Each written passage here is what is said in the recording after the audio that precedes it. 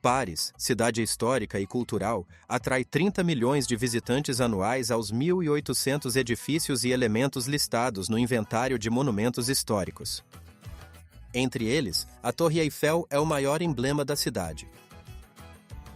A Torre Eiffel, com 324 metros, foi construída por Gustave Eiffel para a Exposição Universal de 1889 em Paris, como vitrine da perícia técnica francesa.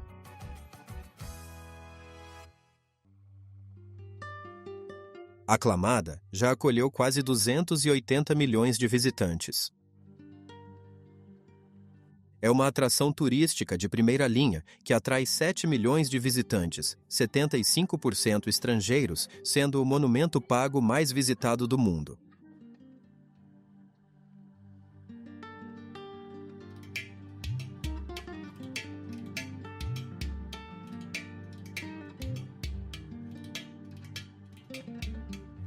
Cada andar tem uma galeria circular ou plataforma com vista de 360 graus de Paris. Estas galerias têm mesas de orientação e telescópios para ver os monumentos de Paris. O segundo nível do terceiro andar, com 279 metros, é a plataforma de observação acessível mais alta da Europa.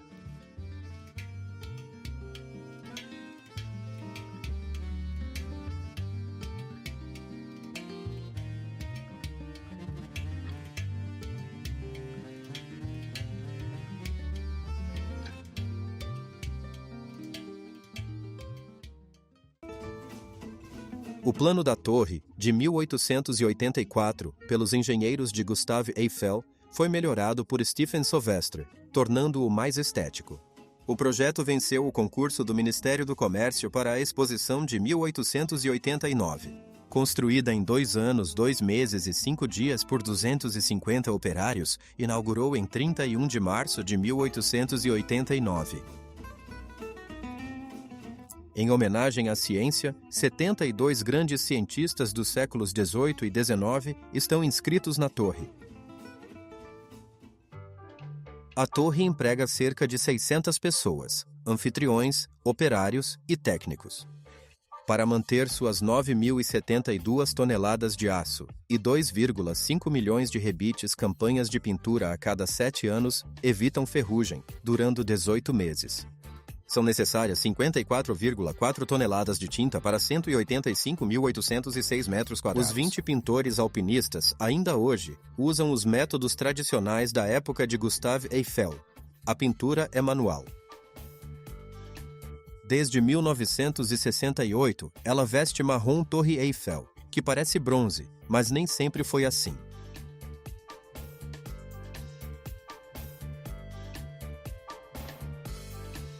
Hoje, elevadores são padrão, mas naquela época eram um feito. Em 1889, os 4 pilares receberam 5 elevadores hidráulicos para visitantes. Entre o segundo e terceiro pisos, a elevação era feita por uma máquina hidráulica única. Estes elementos foram testados com rigor. A distância que percorrem equivale a 2,5 voltas na Terra a cada ano, superando 103 mil quilômetros.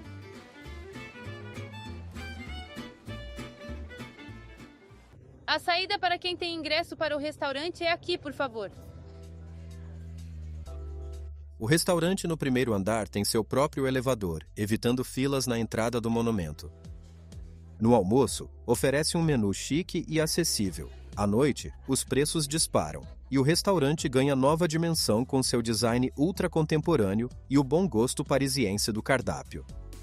No Natal, Ano Novo, os preços podem exceder $500 por refeição memorável.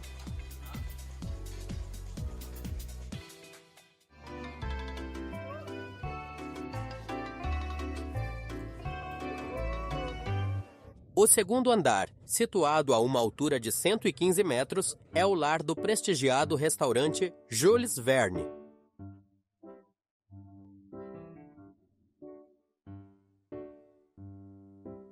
É um restaurante gourmet dirigido pelo chefe Alain Ducasse desde 2007, com uma estrela do Guia Michelin.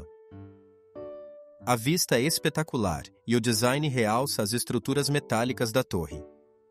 A clientela vem de longe e as reservas são feitas com 1 mês a 3 meses de antecedência.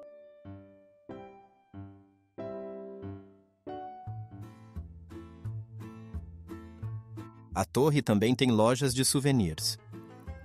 Dispõe de cartões postais e itens da Torre Eiffel, permitindo a todos guardar uma lembrança especial da visita à capital francesa.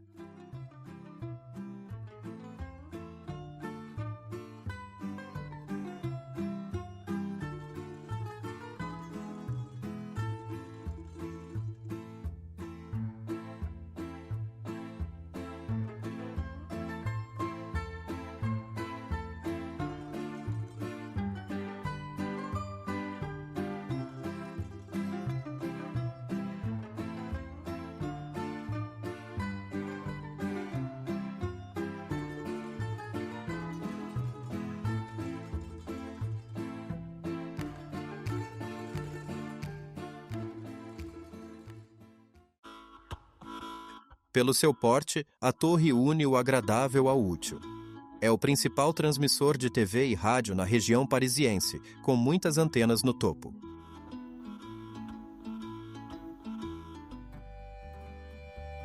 O caminho até o topo da torre termina com uma vista impressionante de Paris, a cidade mais linda do mundo, e seus monumentos, que te deixam sem palavras.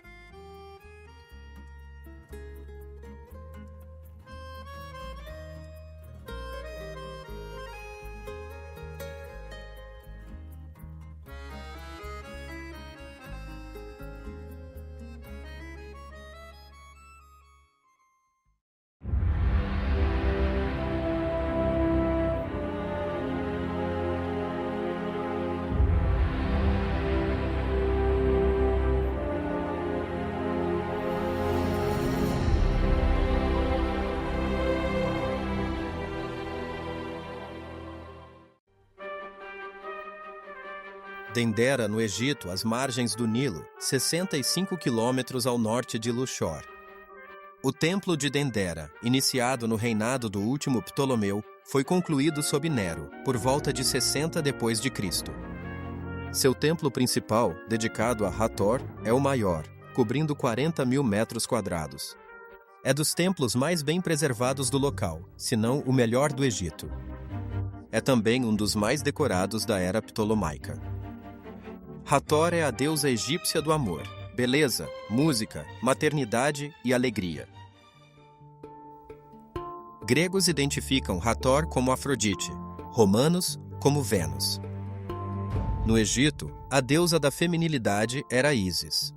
Contudo, as duas deusas, inicialmente rivais, foram unidas posteriormente. Assim, vemos Ísis representada com o penteado de Hathor.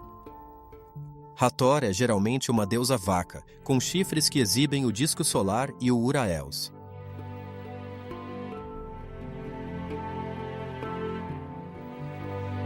O templo de Dendera difere de outros templos greco-romanos por não ter pilones monumentais ou pátio porticado. 4 colunas capiteladas ornamentam a fachada, e o templo é acessado diretamente pela sala hipostila. As 4 cabeças de Hathor nos capitéis de cada coluna proclamam o caráter universal da deusa. As cenas mostram Hathor, Horus e Harsumptus, seu filho, que recebe o lótus, ligado ao sol nascente.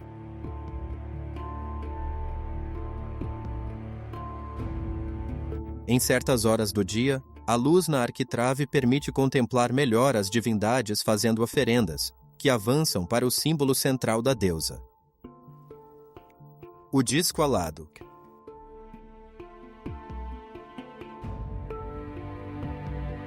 A sala hipostila foi decorada no início da nossa era, sob os reinados de Augusto e Nero. 18 colunas atóricas suportam o teto, cujos capitéis mostram o rosto da deusa Hathor em 4 lados, com uma peruca pesada e um cistro, seu instrumento favorito. Essas colunas vegetais remetem à noite sem luar. Elas representam o pântano primordial, fonte de toda a criação e vida. Colunas e paredes internas são cobertas por magníficos hieróglifos, com cores preservadas sob a poeira.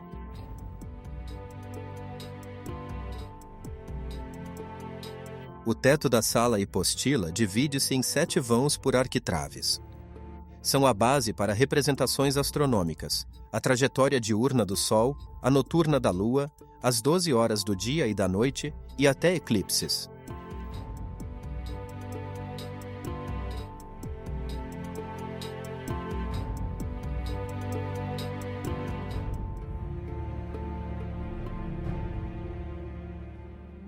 A astronomia está ligada ao culto de Hathor. Os sacerdotes seguiam as estrelas para um calendário preciso de celebrações religiosas. Outro vão exibe o calendário lunar com 14 caracteres simbolizando as fases da Lua.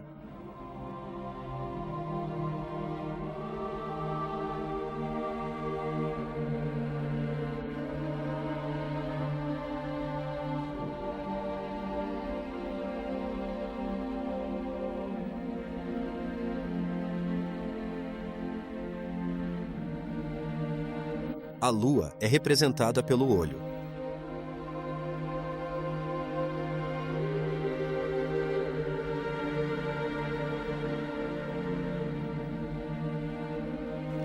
No santuário, punham os barcos e estátuas da deusa. Os baixos relevos mostram ritos diários religiosos que o rei devia cumprir, como quebrar selos da porta, adorar Hathor ou oferecer-lhe incenso. O próprio rei não podia realizar todos esses ritos sozinho. Os sacerdotes agiam como seus substitutos na tarefa.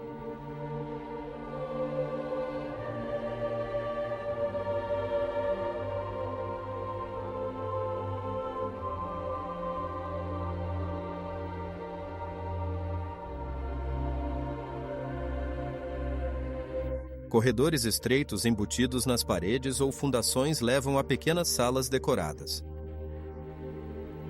Criptas, locais ocultos exclusivos aos sacerdotes. Essas salas, em vários níveis, guardavam objetos divinos, tesouros do templo, materiais religiosos e arquivos.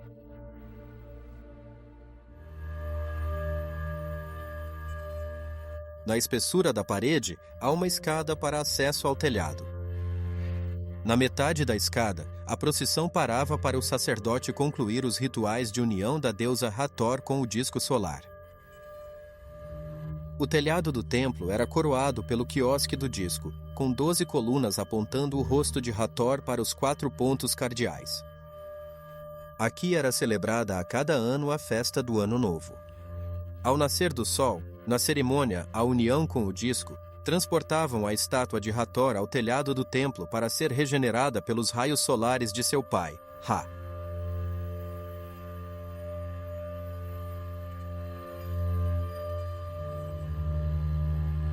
Em outro quiosque, o teto mostra um famoso mapa do céu, constelações e decanos, conhecido como Zodíaco de Dendera. É a única representação circular de um zodíaco no Egito Antigo. O Zodíaco de Dendera é um mapa estelar num plano. Mostra as 12 constelações, 36 decanos e os planetas. Algumas são representadas como seus nomes conhecidos. Por exemplo, Áries, Touro, Escorpião, Capricórnio, Leão. Este local é bem preservado com seus relevos religiosos coloridos.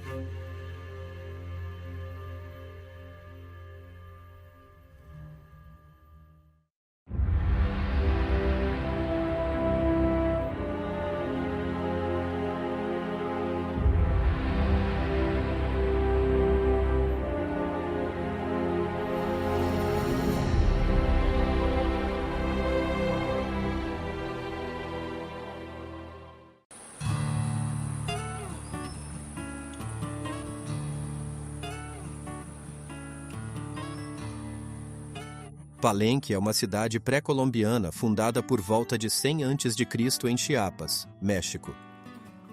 É um dos sítios maias mais impressionantes. Embora de tamanho médio, destaca-se por sua riqueza arquitetônica e escultural.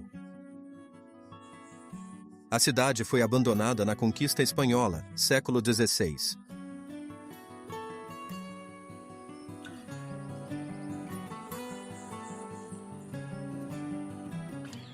A primeira grande construção é o Templo das Inscrições. É a pirâmide onde enterraram o rei Pakal I, que reinou na Idade de Ouro da cidade, no século VII. Ao lado, o Templo da Rainha Vermelha, talvez sua esposa. Pakal I, rei maia famoso, subiu ao trono em 615 e reinou até 685. Ele construiu grande parte do palácio e templos em Palenque. O Templo da Inscrição está numa pirâmide de 9 níveis e 20 metros. 5 portas dão para uma sala retangular ligada a 3 quartos atrás. No interior, uma escada desce pela pirâmide ao túmulo do rei. O complexo, o palácio, é a maior estrutura desenterrada no local. Não sabemos seu propósito, mas poderia ser administrativo ou cerimonial, também sob Pakal I. O Palácio de Palenque, como todos os maias, é uma sucessão de pátios cercados por casas de formas alongadas. Esta forma liga-se ao arco em falso, técnica construtiva universal maia. A torre é excepcional, adicionada no século VIII como observatório. O cume foi refeito. O palácio era multinível, expondo o subterrâneo. A Sala do Trono é a mais preservada do complexo.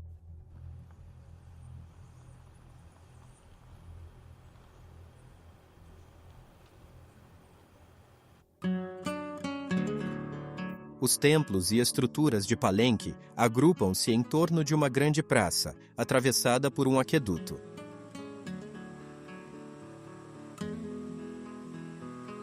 Restos de uma quadra são bem visíveis.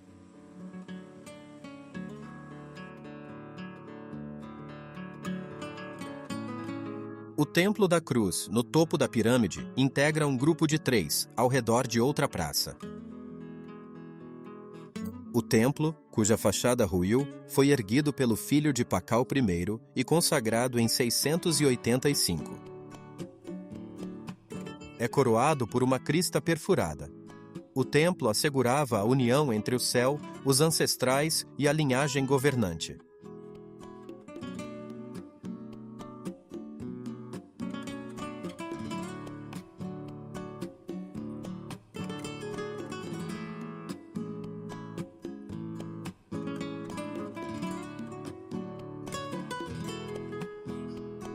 O Templo da Cruz Folheada dedicava-se à água e à agricultura e perdeu sua fachada.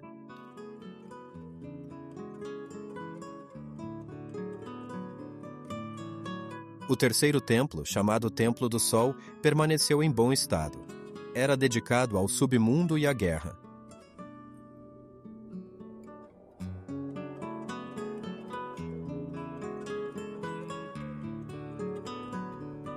Gravuras são visíveis nas paredes entre as portas, e no painel central, figuras ainda cercam um escudo com uma cabeça de jaguar. A crista perfurada no topo, com estuque e pintura, está muito bem preservada.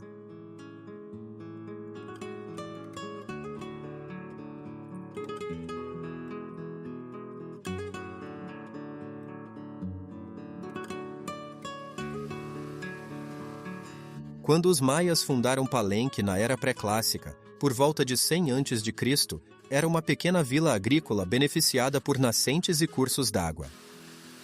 Hoje, a área exposta do sítio tem mal 3 km², menos de 10% da área da cidade no seu auge. Mais de 1.000 estruturas ainda estão sob a floresta.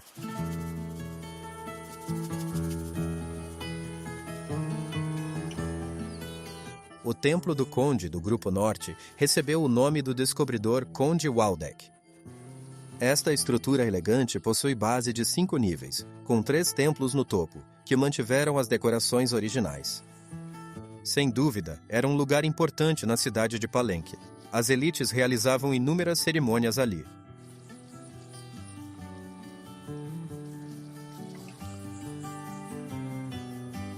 Palenque foi um centro maia crucial na Era Clássica, entre os séculos 5 e 9. Através de guerras e alianças com Tikal e Calakmul, Palenque manteve posição influente na região no fim do século 9. A imigração começou, e os locais foram abandonados quando a floresta os cobriu novamente.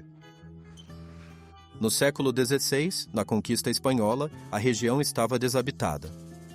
Só no século XIX os arqueólogos a redescobriram sob a vegetação. Palenque tinha arquitetura bem distinta, talvez facilitada por calcário facilmente moldável. Os arquitetos da cidade inovaram, diminuindo arcos, criando interiores mais abertos e arquitetura arejada.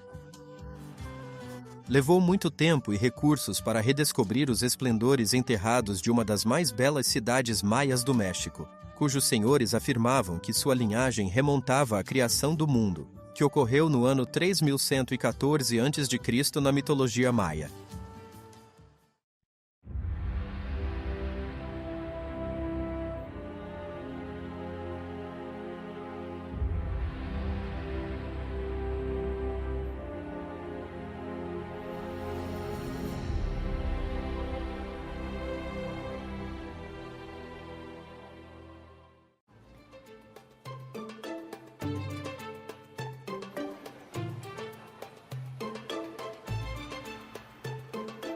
Entre as cidades chinesas, Hong Kong é a mais rica e um centro financeiro global.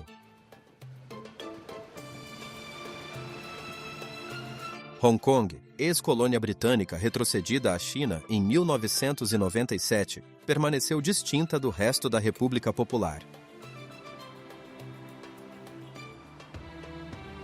A megalópole é das áreas mais povoadas do mundo, com densidade de 6.350 pessoas por quilômetro quadrado. Os 7 milhões de habitantes da cidade se amontoam em 1.000 quilômetros quadrados. Considerando que só 1/5 da cidade é edificável por sua geografia, a densidade urbana alcança 30.000 pessoas por quilômetro quadrado.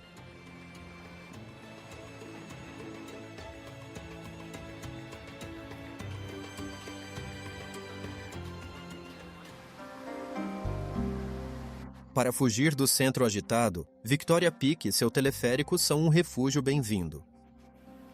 É o ponto mais alto da ilha, a 552 metros. O cume do pico é uma atração turística de Hong Kong. O bonde do pico é uma experiência visual inesquecível. Desde 1888, o bonde viu a cidade evoluir por 125 anos.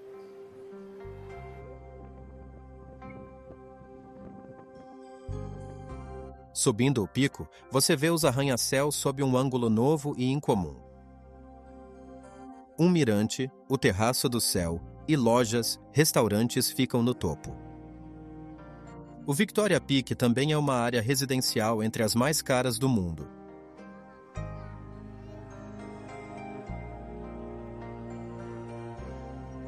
É, sem dúvida, do topo desta montanha que se sente o poder e o excesso de Hong Kong.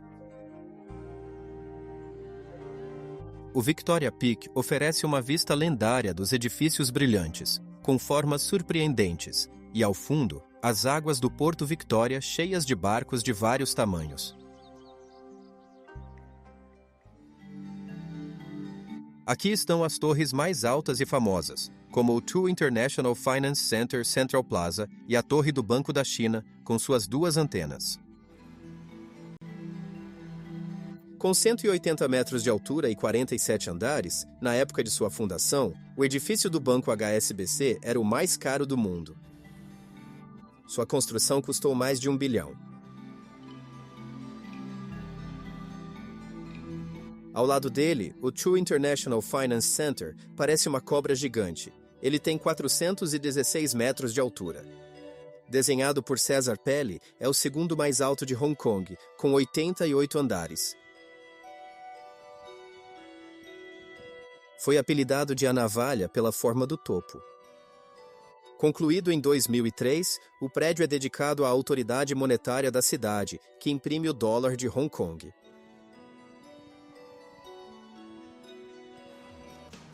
Hong Kong tem bom transporte público. Um eficiente metrô atende 84 milhões de pessoas anualmente em 163 estações. A cidade também possui uma rede original de bondes. São bondes imperiais ligando leste e oeste da ilha. São dos últimos bondes do mundo. Ainda transportam 250 mil passageiros diários.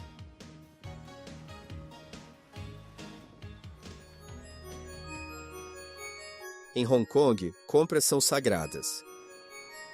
Dada a sua herança histórica como centro comercial internacional, a cidade oferece uma variedade de produtos, e a febre das compras contagiou a todos, incluindo turistas. Na rua em que estiver, você pode achar um vestido de noiva, reformar a casa ou divertir uma criança. Mas isso não é tudo. O conceito de ruas temáticas, típico do sul da China, aumenta a gama de produtos em oferta. Peixes dourados, pássaros, roupas, aparelhos eletrônicos, sapatos. Se um produto vale a compra, uma rua é dedicada a ele.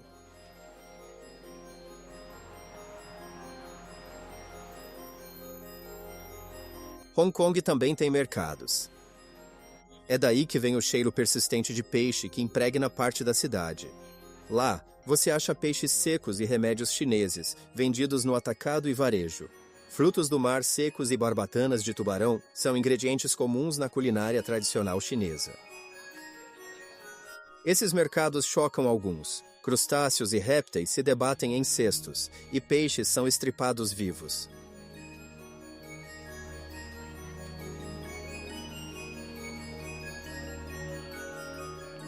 Aqui, há donas de casa barulhentas e uma multidão que pechincha os preços. Mulheres provando cobras, linguiças e vieiras secas. Algumas lojas especializam-se em raízes de ginseng ou ninhos de andorinha, perigosamente coletados em cavernas da Malásia. São vistos por alguns como a chave para melhor pele, mais energia e vida mais longa.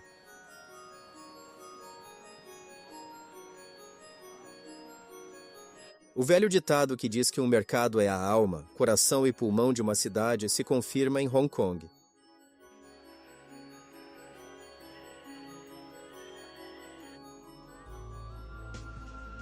O Porto Victoria, em Hong Kong, é um dos maiores para comércio e viagens.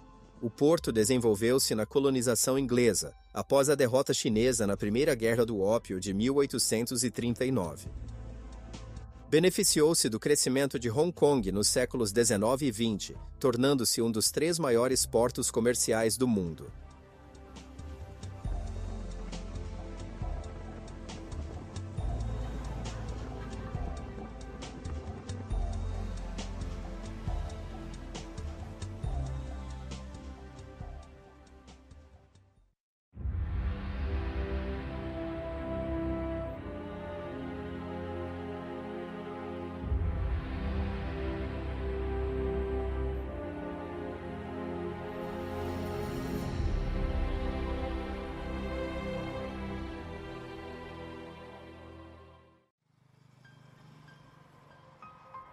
Desde o século I d.C., Hoi An era uma cidade nas rotas da seda. Prosperou, virando o principal porto comercial do Sudeste Asiático. Mas pelo acúmulo de lodo no rio, a atividade portuária diminuiu até desaparecer. Assim, Hoi An permaneceu quase intacta pelos últimos 200 anos. As casas amarelas de venezianas turquesas se refletem no rio.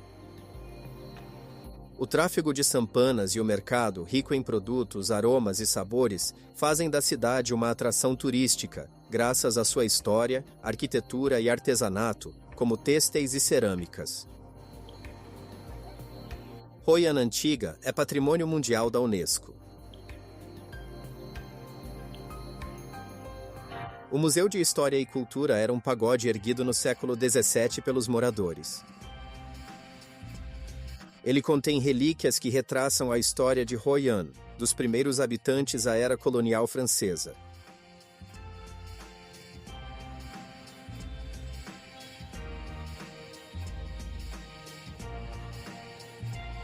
Ele fica ao lado do Templo Quan Kong.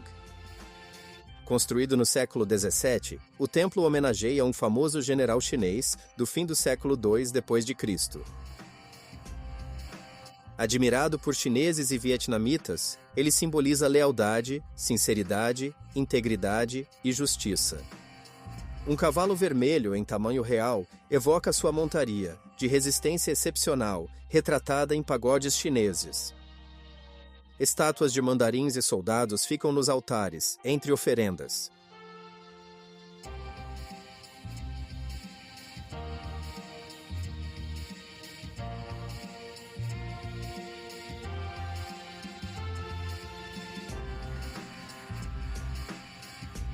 Hoi-an pode ser traduzido como Pacífico Encontro.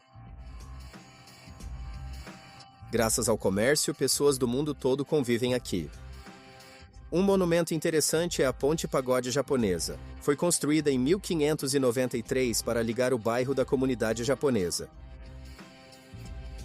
Os japoneses criam que o coração da Ásia, o dragão, se ocultava sob Hoi-an.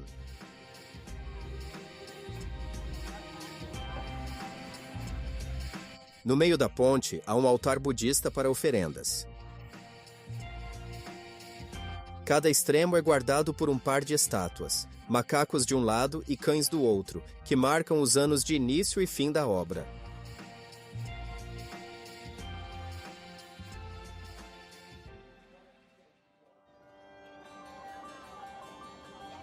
É preciso cruzar o rio Perfume para chegar ao salão da comunidade chinesa. O salão é um templo com um magnífico portão de 3 entradas. A estrutura tem um telhado de 7 seções com cantos curvos, coberto com telhas esmaltadas.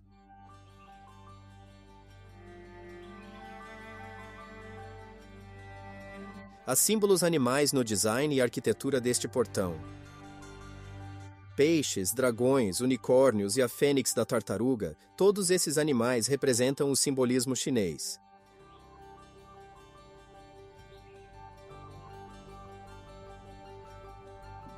No jardim, o templo tem telhado ricamente decorado com cerâmicas.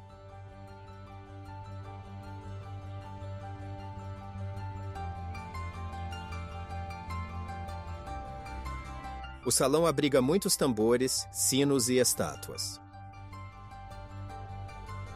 A parte de trás da sala principal é dedicada à Santa Mãe Qian Hao, deusa do mar e protetora dos marinheiros. É rodeada por divindades que veem e ouvem ao longe.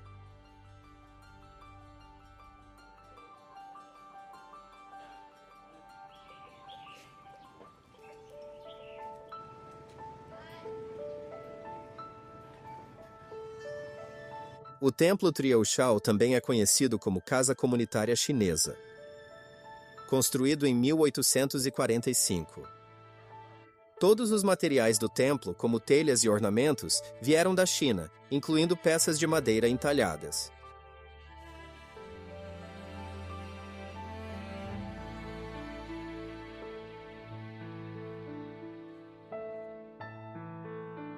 Aqui, adoram o general que acalma os mares.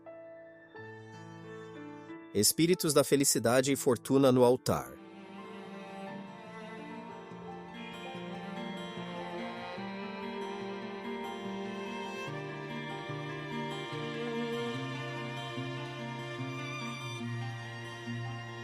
O templo Trung Hoa é dos mais antigos da cidade. Construído em 1741.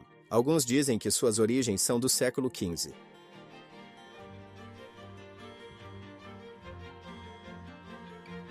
Também é dedicado à deusa padroeira dos marinheiros, amparada pelos 2 espíritos que veem e ouvem à distância.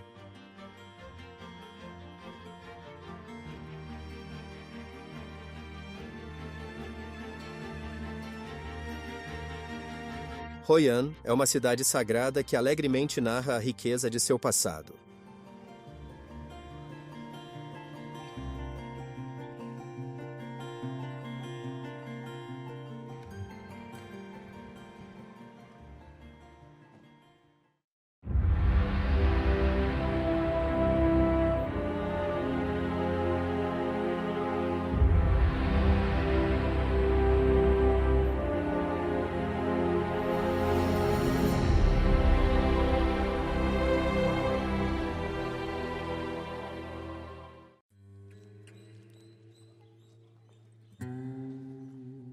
A Índia abriga civilizações das mais antigas do mundo. Por quase 7.000 anos, o subcontinente abrigou vastos impérios e é o berço de 4 grandes religiões: o hinduísmo, o jainismo, o budismo e o sikhismo.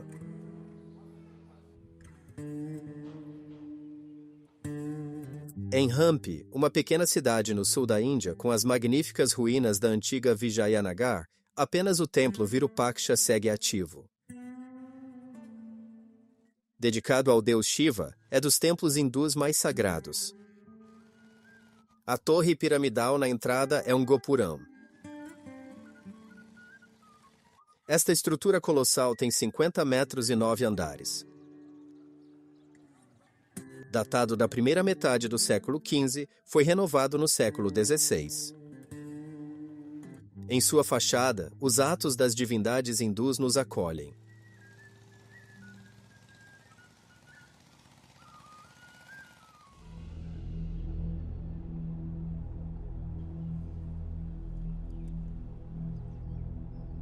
O grandioso local de Vijayanagar, em Hampi, foi a última capital do último grande reino hindu.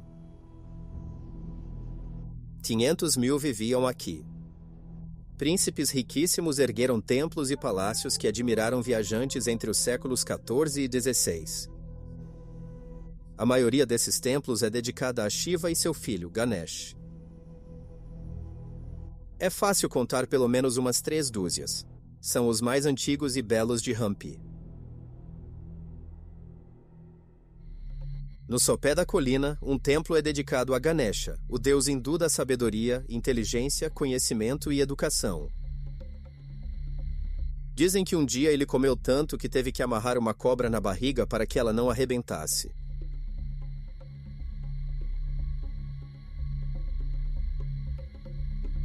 Hampi é repleta de templos e palácios, além de edifícios comuns, como mercados ou estábulos reais para os 11 elefantes do rei.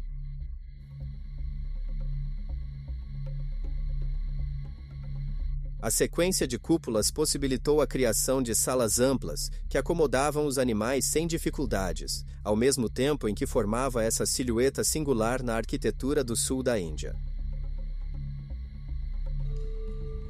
Mais além, o templo de Krishna foi erguido em 1513. É um exemplar bastante intacto de um templo da época e uma estrutura rara com as histórias épicas da vida do deus esculpidas nas paredes. A torre principal, a leste, é impressionante com esculturas das 10 encarnações de Vishnu. Krishna é a 7ª. Seu nome significa o negro ou o escuro, pela cor de sua pele. Nasceu no ano 3228 a.C. Antes de nascer, seu tio, um rei cruel, previu que o 8º filho de sua irmã o mataria, então ele mandou assassinar todos os sobrinhos. Para escapar, Krishna foi posto num cesto flutuante, à deriva no rio. O templo Hazara Rama não é o maior templo de Hampi, mas era reservado para o rei. Construído no século XV, acessa-se por pavilhão ricamente decorado. No pátio, há uma mandapa aberta, do início do século XVI, coberta por esculturas em baixo relevo. Nas colunas, há representações das encarnações de Vishnu.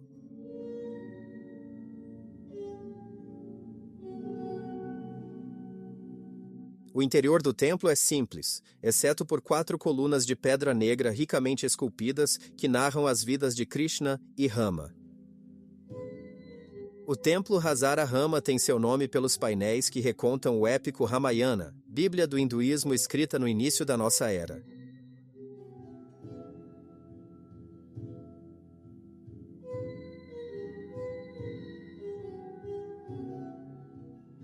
No Palácio Real, um prédio se destaca pelo seu aspecto fortificado. Mas por dentro, a história é outra, é o banho da rainha. Esta magnífica piscina arcada tem pequenas varandas acima para cantores e músicos. É decorado com janelas pequenas e bulbos de lótus.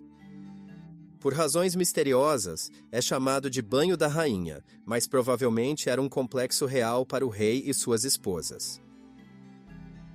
A arquitetura é estilo indo-islâmico. Ao contrário do ambulatório com seu teto, que é um espetáculo, a piscina é a céu aberto. Era cheia de água com flores cheirosas.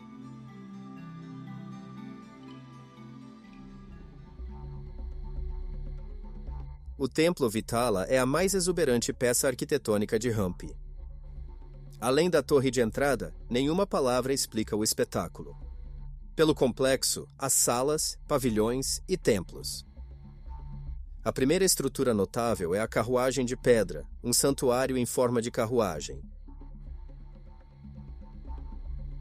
É dedicado a Garuda, rei dos pássaros, montaria de Vishnu. As rodas são decoradas com belos motivos florais.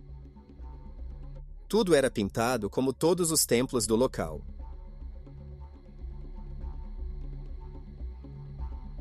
Havia 4 templos que se abriam para um pátio central. O Salão Sul é acessado por uma escadaria com corrimãos de elefantes. Cada pilar é decorado com yalis, criaturas protetoras dos templos. O Salão Leste é o Salão dos Músicos. Embora danificado, este salão ainda impressiona. Ele se ergue numa plataforma decorada.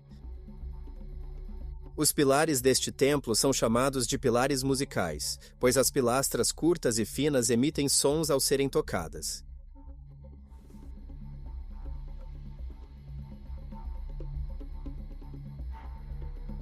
A riqueza de seu patrimônio histórico, humano e místico é uma verdadeira revelação. Com sua capacidade de gerar exaltação ou arrepios de alegria, esta região do mundo se revela excepcionalmente rica em experiências para seus visitantes.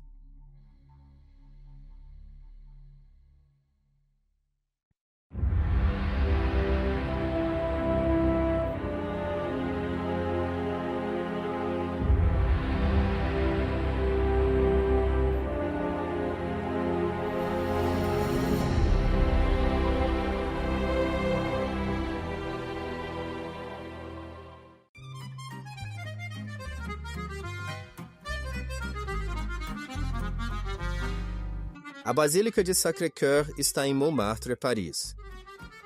Este edifício religioso foi erguido no século XIX, numa área turística da cidade.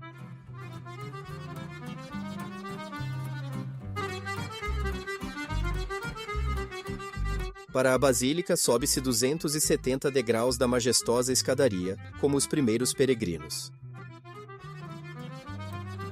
Somos então recompensados com um magnífico panorama de Paris.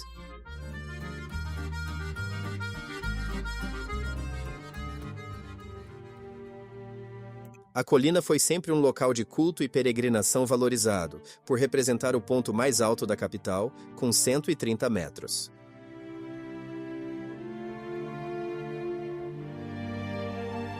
Aqui, no início do século III d.C., os cristãos de Paris, sob São Dines, fundaram o primeiro santuário no topo da colina. Naquela época, o cristianismo não era tolerado e seus seguidores foram executados e martirizados. São Diniz foi decapitado perto de 300 d.C., dando à colina o seu nome atual, Monte dos Mártires.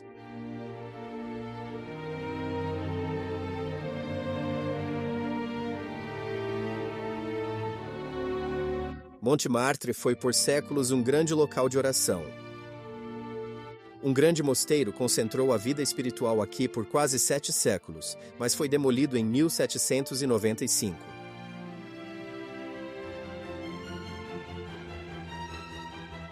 A Igreja Católica iniciou a reconstrução de uma basílica tradicional em 1871.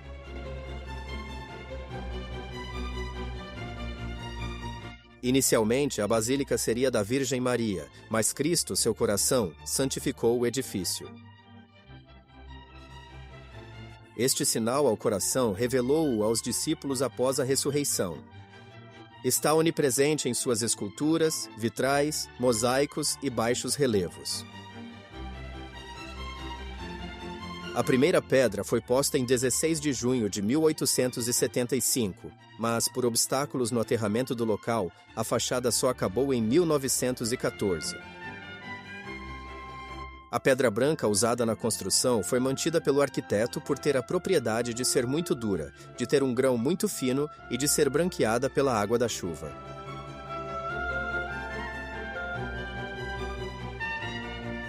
O estilo eclético inspirou-se na arquitetura românica e bizantina.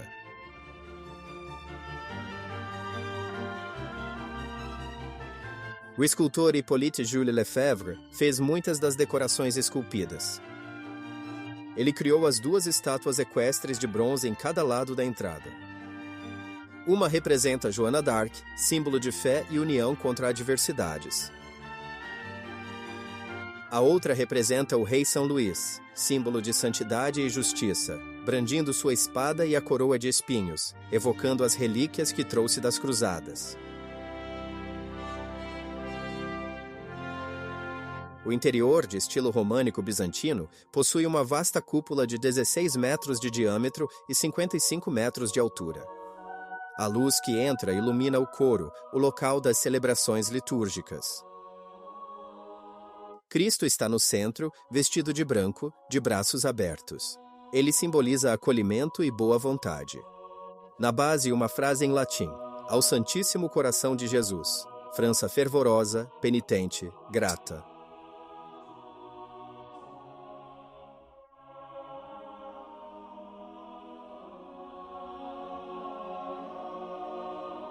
O coro, com seu ambulatório, tem um total de 7 capelas ao redor. Na Capela da Virgem, uma estátua de Nossa Senhora da Paz está num altar de mármore de Carrara. Grande parte do panteão cristão está aqui, e cada peregrino pode encontrar um santo a quem recorrer em qualquer capela. Após consagração, a igreja virou basílica, um local de peregrinação e adoração de relíquias. Há mais de um século, homens e mulheres se revezam dia e noite, orando em silêncio pelo mundo e pela paz sob as abóbadas da nave.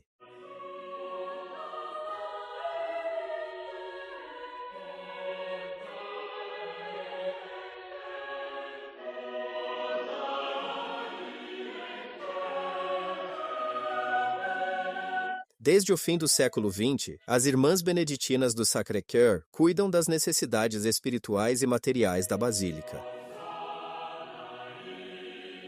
As irmãs adicionam serviços e cânticos às orações.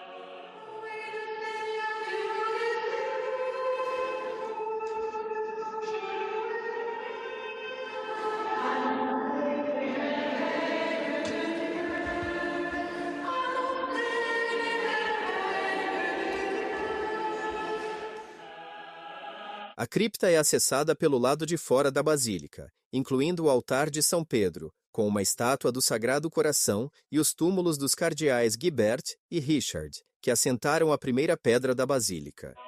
Havia relíquias de mártires e figuras cruciais da história deste local sagrado. Uma escada em espiral de 237 degraus leva à galeria da cúpula. De lá temos uma vista aérea do coro interior e uma panorâmica de Paris no exterior. Hoje, com milhões de visitantes anuais, é dos monumentos mais visitados do país, atraindo anônimos e famosos.